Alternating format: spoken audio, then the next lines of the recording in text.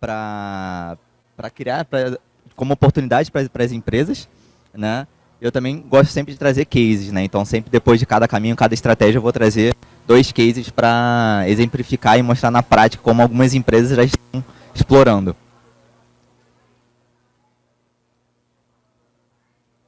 Foi. Primeiramente, me apresentando rapidamente, né? Sou carioca, tenho 26 anos, né? Nascido e criado no Rio de Janeiro. Sou formado em administração pela PUC-Rio, né? Inclusive foi onde eu comecei meu caminho, minha trilha pelo mercado de esportes, né? Foi na PUC-Rio que eu conheci uma atlética de esportes, e a partir disso comecei a ver os esportes como carreira, de fato, e a partir disso virou minha profissão, com que eu trabalho hoje. São 6 anos empreendendo nos esportes, né? Desde 2019, e com a OnFire Produtora, né? Que eu sou fundador. Apresentando rapidamente a OnFire também, é uma produtora de experiências em games e esportes, né? A gente atua 360 com projetos, né? A gente é um laboratório de projetos em gestão de competições, né? Comunicação e marketing, real-time sportcast, né? As transmissões, broadcasting e também produção de eventos. Indo agora para a primeira oportunidade, seriam os projetos próprios, tá? O que são esses projetos próprios, né? É quando uma marca, uma empresa, ela, ao invés de patrocinar um evento, patrocinar um projeto, ela passa a fazer o seu próprio projeto próprio, né? Exemplificando aqui na imagem, é como quando, com isso, o consumidor ele acaba tendo somente uma marca ali, né? Com visão, né? Acaba sendo impactado com somente uma marca, né? Então, acaba sendo como eliminar intermediários e assumir o controle e o protagonismo, né?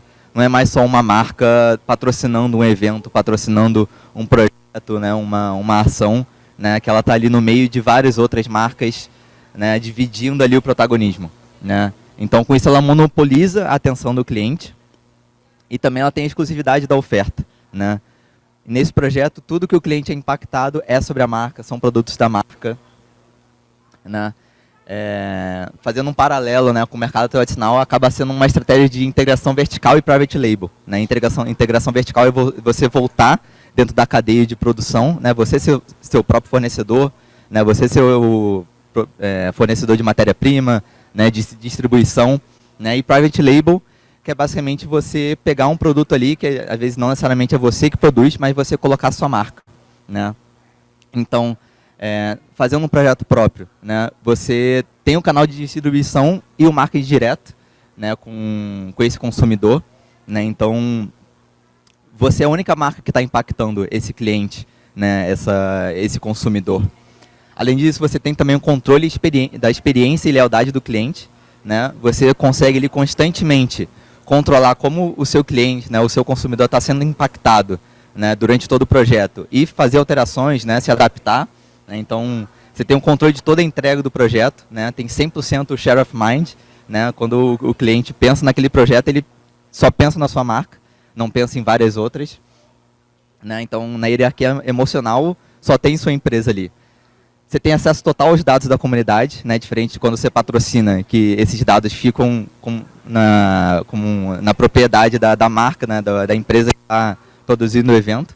Então, como eu coloquei aqui, dados são ouro, né, com dados que você consegue melhorar sua estratégia, melhorar seu planejamento, né, ver quais são os melhores caminhos para você depois mudar a estratégia, né, em próximos projetos. E por último, acaba sendo também uma nova fonte de receita, né, e controle de custos, né? Esses projetos próprios acabam entrando dentro da estratégia da empresa de venda de produto, né, dos seus próprios produtos, mas acaba, consequentemente, também virando uma nova fonte de receita, né? Venda de ingresso, né, com venda de ingresso, receita.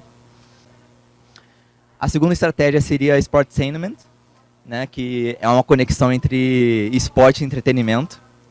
É um foco 100% na experiência do consumidor, né, não é mais um foco 100% em esporte, em competição. Você acaba fazendo um paralelo muito com o entretenimento e, em muitos casos, o esporte acaba sendo um veículo para o entretenimento, né, só uma ponte. O esporte não é mais o foco. Até porque 56% da geração Z prefere acompanhar esporte nas redes sociais, né? Então, você fazer uma competição, né, nas redes sociais para reter a atenção do público é muito difícil sem o entretenimento, o entretenimento em conjunto para impactar essa geração mais nova, que realmente é muito mais difícil você reter a atenção, né? Então, o Sportainment acaba sendo uma forma de ressignificar a forma que você entrega esportes, né? São ativações complementares à competição e também integradas, né? Então, as marcas, as ativações, elas não são mais uma coisa que entra ali no meio do esporte como, né, interferindo na experiência. Elas são integradas, né? Elas fazem parte de toda a estratégia, de todo o ecossistema ali da competição, do esporte. Você tem mais um engajamento ativo da comunidade, né? Você traz a comunidade para participar junto, né? A audiência acaba sendo um corroteirista, né? Eles participam dessa entrega, eles participam dessa construção, né? Então é participação direta no espetáculo. Eles estão constantemente ali construindo, participando, mudando a dinâmica como acontece ali a competição. Então isso gera um engajamento muito maior. Tem também uma mitigação de risco da performance esportiva, né?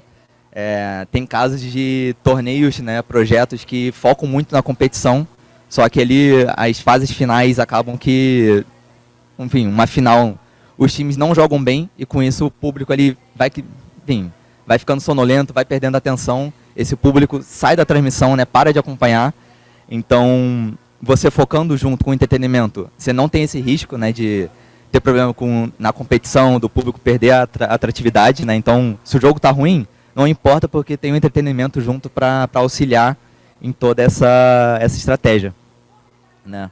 Então, a narrativa, o entretenimento, né, a participação do público, eles estão acima da competição do esporte.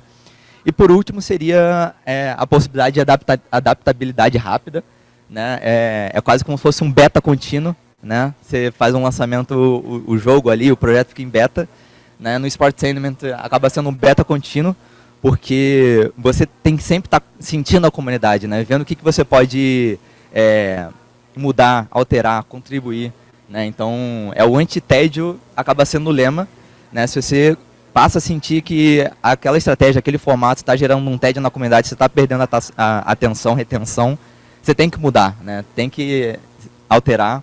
Então, acaba sendo esse beta contínuo. E a flexibilidade que permite sempre surfar e se adaptar nas trends, né? Então, no mercado, né, na comunidade, sempre tem novas trends surgindo, enfim, novas coisas estão bombando, estourando, e você tem sempre que se adaptar para conseguir surfar nisso, para poder justamente se aproveitar e utilizar dessas trends e desse Ibope. E agora 2 cases, né, são muito baseados na Kings League, né, que realmente chegou estourando. O primeiro é o Kings Lendas, né, que foi um torneio que aconteceu mês passado, de League of Legends, criado pelo Baiano, né, do Ilha das Lendas, né. Foi um projeto que juntou vários ex-pro players, né, várias lendas, jogadores aposentados do League of Legends, e o torneio foi basicamente uma verdadeira festa, né, uma verdadeira finalização do ano do LoL, né, com foco no entretenimento, foco em várias ativações, né. A competição ali, o esportivo estava nas costas, né, estava muito atrás disso. E outro case é o All-Star League de CS2, também baseado na Kings League. Foi um torneio de CS2 criado pelo John Vlogs, né? Esse foi bem recente, aconteceu no final do mês passado. Foi a junção de várias estrelas do CS2, né? Que cada uma juntou seu time. Com entretenimento, né? Tinha as cartas também da Kings League, né? Que alterava a dinâmica do jogo. Foi um primeiro MVP que deu super certo, eles estão expandindo, né? Então foi uma junção de conteúdo, entretenimento e a comunidade como participação ativa dentro do projeto. E por último, Live Experience, né, que são ativações em tempo real, né, interação em real time, né, que é basicamente uma junção de design de experiência com gestão de eventos, né? É você basicamente colocar o fã e o consumidor no centro do seu projeto, da sua ação, e principalmente dentro de uma ativação presencial, né? É um contato direto, né, presencial ali entre a marca e o cliente. É um projeto, né, uma ativação, uma estratégia que é para criar a memória afetiva que o seu cliente, o seu consumidor não vai esquecer, principalmente quando ele está em contato direto. Então, primeiro é para criar uma memória forte da marca, né? Quando esse cliente ele participa de uma experiência muito significativa, muito marcante, ele sempre vai ter sua marca na memória, né? Vai sempre, quando ele tiver em contato com algo relacionado, ele vai lembrar da sua marca primeiro, né? Então, você transforma a experiência em um vínculo emocional, né? Brand love. Em segundo, validação da comunidade em volta da marca, né? Então, é um senso de pertencimento, né? Não é mais né? De forma parecida com o Sportainment, não é mais o cliente, o consumidor participando de forma passiva, só assistindo um projeto. Ele passa a participar de forma ativa, ele passa a ter um senso de pertencimento, né? Quando você faz um projeto, um evento presencial, um projeto presencial que envolve a marca, né? Envolve os clientes, eles participam de forma ativa, né? Tem experiências, ativações que envolvem diretamente esse consumidor, ele tem um senso de pertencimento muito maior, principalmente os gamers que acabam sendo jogam muito online, né? Então não tem muito essa participação presencial, né? Esse contato com outras pessoas, né? Então são consumidores isolados que acabam se transformando em uma comunidade ativa e leal, né? Em volta da sua marca. Então, às vezes jogadores que estão separados, não se conversavam, por conta da marca, eles formam uma comunidade em volta da marca e aí com isso você tem uma fidelização muito grande.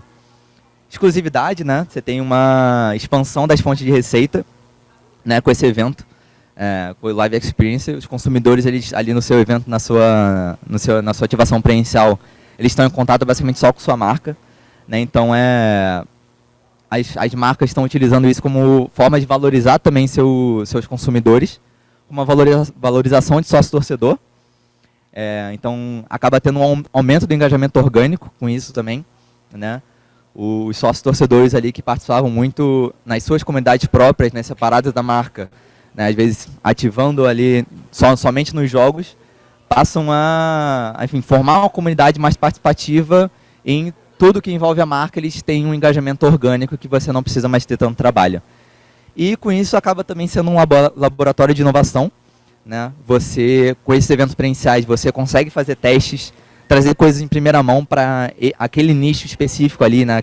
Aquele público menor que está nessa ativação, nesse evento presencial.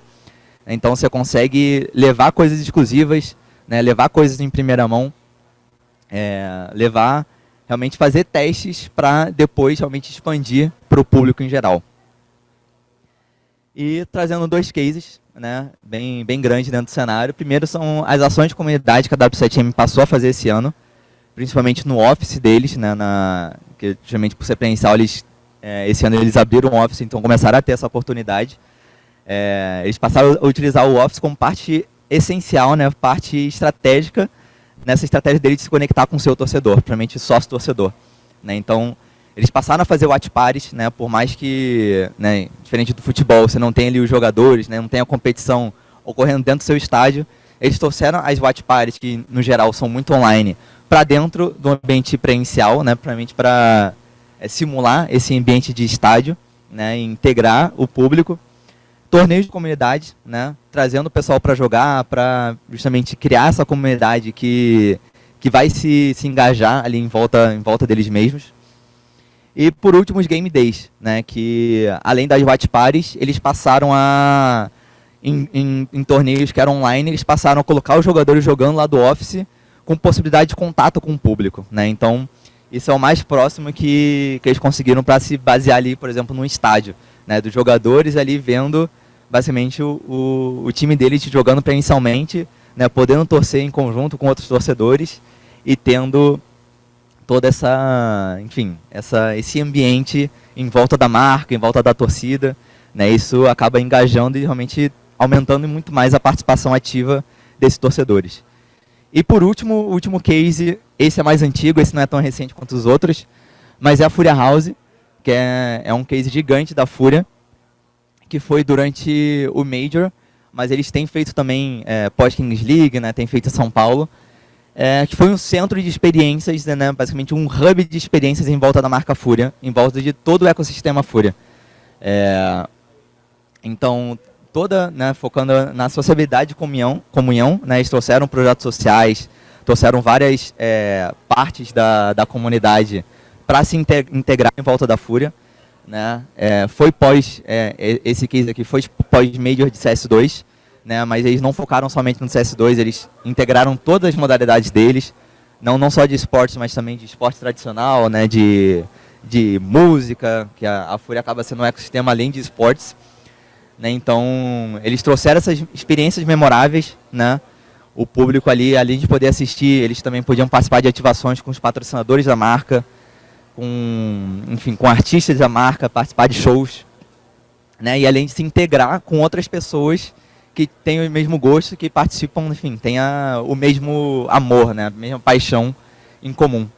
Né? Então foi uma integração entre os vários braços da Fúria, esportes, música, esportes tradicionais, dentro de todo um ecossistema presencial, justamente porque quando o membro, né, essa pessoa da comunidade, ela se sente parte desse ecossistema, ela se sente participativa, o retorno acaba sendo muito maior. Né? Essa pessoa, ela nunca mais vai esquecer essa experiência.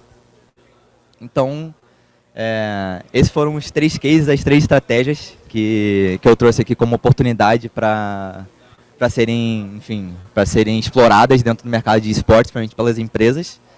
E estou aberto a perguntas agora sobre esse mercado de games e esportes.